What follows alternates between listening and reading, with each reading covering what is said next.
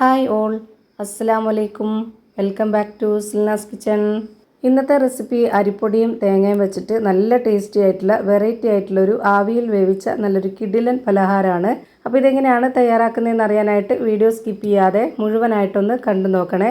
റെസിപ്പിയിലോട്ട് കിടക്കുന്നതിന് മുമ്പായി Silna's kitchen channel ആദ്യമായിട്ട് കാണുന്നവരാണെങ്കിൽ പ്ലീസ് ഒന്ന് സബ്സ്ക്രൈബ് ചെയ്തേക്കണേ. ഒപ്പം തന്നെ ഈ വീഡിയോസ് നിങ്ങൾക്ക് ഇഷ്ടപ്പെടുകയാണെങ്കിൽ ഒരു ലൈക്ക് ചെയ്ത് ഷെയർ ചെയ്ത് സപ്പോർട്ട് ചെയ്യാനും മറക്കരുത്. ഇനി നമുക്ക് ഇതെങ്ങനെയാണ് തയ്യാറാക്കുന്നതെന്ന് നോക്കാം. ഇതിനായി ആദ്യം തന്നെ ഒരു മിക്സിയുടെ ജാറിലേക്ക് വറുത്ത കപ്പലണ്ടി ഇട്ട് കൊടുക്കുന്നുണ്ട്.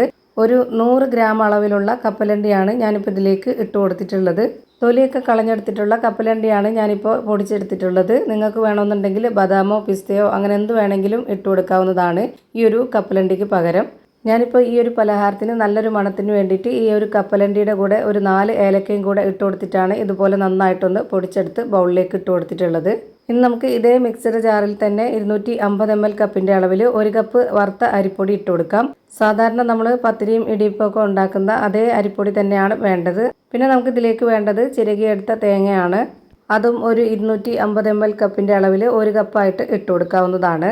എത്ര അരിപ്പൊടി എടുക്കുന്നോ അതിനനുസരിച്ച് അതേ കപ്പ് അളവിൽ തന്നെ വേണം നമ്മൾ ഈ ഒരു തേങ്ങ ചിരകിയതും ഇട്ട് കൊടുക്കാനായിട്ട്.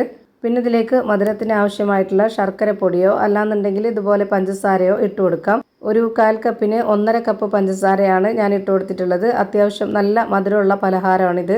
ആ ഒരു മധുരത്തിനെ ബാലൻസ് ചെയ്യാനായിട്ട് ഒരു നുള്ളു ഉപ്പും ഇട്ട് കൊടുത്തിട്ട് 2 ടേബിൾ സ്പൂൺ അളവിൽ കസ്റ്റാർഡ് പൗഡറും ഇട്ട് കൊടുക്കുന്നുണ്ട്. ഈ ഒരു പലഹാരം അപ്പോൾ നല്ലൊരു പ്രത്യേക ടേസ്റ്റും മണമൊക്കെ ആയിരിക്കും. അതിനു വേണ്ടിയാണ് അങ്ങനെ ചെയ്തത്. ഇനി ഇതെല്ലാം കൂടി നന്നായിട്ടൊന്ന് പൾസ് മോഡിലിട്ടിട്ട് 2-3 പ്രാവശ്യമായിട്ട് കറക്കി എടുത്തിട്ട് ഇതിലേക്ക് ഇട്ട് കൊടുത്തിട്ടുണ്ട്.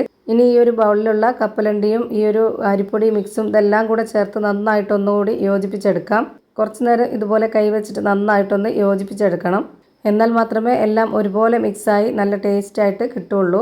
ഇതിലേക്ക് ഇനി വേറെ വെള്ളമോ പാലോ ഒന്നും തന്നെ ആവശ്യമില്ല. ആ ഒരു തേങ്ങയും പഞ്ചസാരയും ബാക്കിയുള്ള എല്ലാ മിക്സും ഇട്ട് കൊടുത്തപ്പോൾ തന്നെ നന്നായിട്ട് യോജിച്ച് കിട്ടിയിട്ടുണ്ട്. ഇപ്പോൾ ഇതുപോലെ നന്നായിട്ട് മിക്സ് ചെയ്ത് എടുത്തിട്ടുണ്ട്. ഇനി നമുക്ക് വേണ്ടത് കൈ ഒന്ന് നനച്ചതിന് ശേഷമോ അല്ലാന്നുണ്ടെങ്കിൽ കയ്യിൽ കുറച്ച് നെയ്യോ ഓയിലോ ഒന്ന് സ്പ്രെഡ് ചെയ്തതിന് ശേഷമോ ഇതിൽ നിന്ന് കുറച്ച് മാവെടുത്തിട്ട് ഇതുപോലെ കൈകൊണ്ട് നന്നായിട്ട് അമർത്തി ഒന്ന് ഈ ഒരു വലിപ്പത്തിൽ ഉരുട്ടിയെടുക്കാം. ഇതുപോലെ തന്നെ ഈ ഒരു വലിപ്പത്തിൽ തന്നെ അല്ലെങ്കിൽ ഈ ഒരു ഷേപ്പിൽ തന്നെ ചെയ്യണമെന്നൊരു നിർബന്ധമില്ല. നിങ്ങൾക്ക് ഇഷ്ടമുള്ള വലിപ്പത്തിലും ഷേപ്പിലൊക്കെ ചെയ്തെടുക്കാവുന്നതാണ്. ഞാനിപ്പോൾ ഇവിടെ ഒരു മീഡിയം സൈസിലാണ് എല്ലാം റെഡിയാക്കി എടുക്കുന്നത്. ഭയങ്കര സിമ്പിളാണ് നമുക്കിത് തയ്യാറാക്കി എടുക്കാൻ. അതുപോലെ തന്നെ നല്ല ടേസ്റ്റുമാണ്. ഞാനിപ്പോൾ ഇതേപോലെ തന്നെ എല്ലാം ചെയ്ത് ഒരു പാത്രത്തിലേക്ക് മാറ്റിയിട്ടുണ്ട്. ഇനി നമുക്കിത് ആവിയിൽ വേവിച്ചെടുക്കണം. അതിനുവേണ്ടി സ്റ്റൗവിലേക്ക് ഒരു കടായി വെച്ച് കൊടുത്ത് അതിലേക്ക് ഫ്ലെയിം ഓണാക്കിയതിന് ശേഷം കുറച്ച് വെള്ളം ഒഴിച്ചു കൊടുത്തിട്ടുണ്ട്. പിന്നെ ഒരു റിങ് ഇറക്കി വെച്ച് കൊടുത്തിട്ടുണ്ട്. ആ ഒരു റിങ്ങിന് താഴെ നിൽക്കുന്ന വെള്ളമോ അല്ലെങ്കിൽ റിങ്ങിനൊപ്പം നിൽക്കുന്ന വെള്ളമോ മാത്രമേ ഒഴിച്ചു കൊടുക്കാവുള്ളൂ. ഇപ്പം ഞാനിതുപോലെ ഒരു അരിപ്പ തട്ടിൽ നന്നായിട്ട് ഓയിലൊന്ന് സ്പ്രെഡാക്കിയിട്ട് ഇതിലേക്ക് വെച്ച് കൊടുത്തിട്ടുണ്ട്. പിന്നെ അതിലേക്ക് ഓരോന്നോരോന്നായിട്ട് ഈ പലഹാരം വെച്ച് കൊടുത്തിട്ട് ഇതൊന്ന് അടച്ചു വെച്ചാണ് വേവിച്ചെടുക്കുന്നത്. നല്ല ലോ ഫ്ലെയിമിലാണ് ഇട്ട് കൊടുത്തിട്ടുള്ളത്. ഒരു 45 മിനിറ്റോളം ലോ ഫ്ലെയിമിൽ ഇട്ട് കൊടുത്തപ്പോൾ നന്നായിട്ട് വെന്ത് കിട്ടി. ഞാനിപ്പോൾ ഇതൊരു പാത്രത്തിലേക്ക് മാറ്റിയിട്ടുണ്ട്. നിങ്ങൾക്ക് വേണമെന്നുണ്ടെങ്കിൽ സാധാരണ ഇഡ്ഡലി ചെമ്പിൽ ഒരു അരിപ്പത്തട്ട് ഇറക്കി വെച്ച് കൊടുത്ത് വെള്ളവും ഒഴിച്ചു കൊടുത്തിട്ട് നന്നായിട്ട് വേവിച്ചെടുക്കാവുന്നതാണ്. അപ്പോൾ ഇത് എങ്ങനെ ചെയ്യണമെന്നുള്ളതൊക്കെ ഓരോരുത്തരുടെ ഇഷ്ടമാണ്. ഞാനിപ്പോൾ എളുപ്പത്തിന് വേണ്ടിയാണ് ഇങ്ങനെ ചെയ്തെടുത്തിട്ടുള്ളത്. അപ്പോൾ നല്ല സോഫ്റ്റ് ആയിട്ടുള്ള പഞ്ഞ് പോലെ ഒരു അടിപൊളി ടേസ്റ്റി ആയിട്ടുള്ള അരിപ്പൊടിയും തേങ്ങയും കൊണ്ടുള്ള നല്ലൊരു ലഡു റെഡിയായി കിട്ടി. അപ്പോൾ ഇത്രയേ ഉള്ളൂ ഇന്നത്തെ വീഡിയോ ഇഷ്ടമായാൽ ലൈക്ക് ചെയ്യാനും കമൻറ്റ് ചെയ്യാനും ഷെയർ ചെയ്യാനും മറക്കരുത്. പുതിയൊരു വീഡിയോയുമായി വീണ്ടും വരും. Thank you for watching.